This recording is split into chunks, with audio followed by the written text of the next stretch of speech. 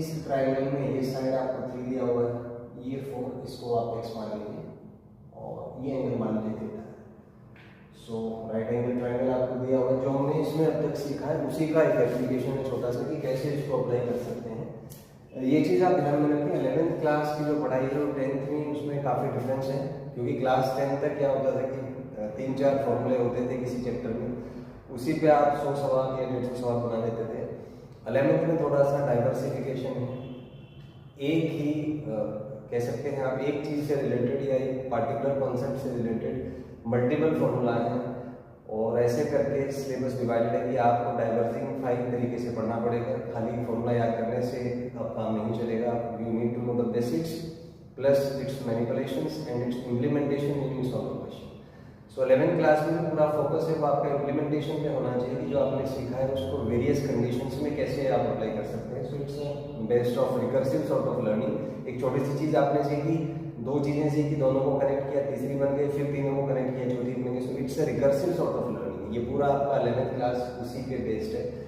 तो अभी थोड़ा सा डाइवर्सिफाइंग तरीके से पढ़ना स्टार्ट करें। जो आपको आता है बेसिक फॉर्मूले वो लेवल 1 का वर्किंग है, उनको 2 फॉर्मूले को जोड़ के तीसरा फॉर्मूला बना लिया, 3 को जोड़ के चौथा बना लिया। So it's based on manipulation based study.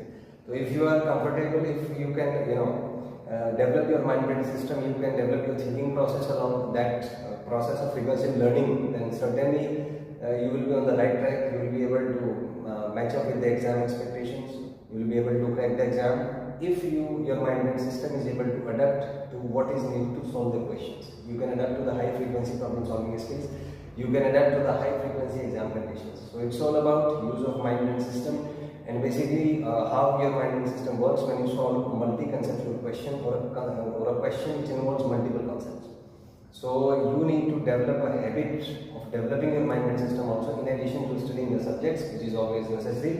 But the central point is you must be able to solve the questions related to that particular topic after completion of the topic. That is the minimum requirement and the minimum expectation from you. So let's begin with the question. So here is the question and we need to find, the first thing is x. So we know that x is the hypotenuse of this particular triangle. So we can say that x square is equal to 3 square plus 4 square. 3 square is 9, 4 square is 16, that is 25.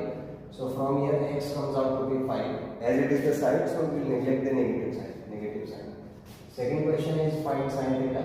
So we know that sin theta is equals to p by h. Perpendicular here is 3, hypotenuse here is x, which is 5. So sin theta will be 3 by 5. Next is cos theta. So cos theta is equal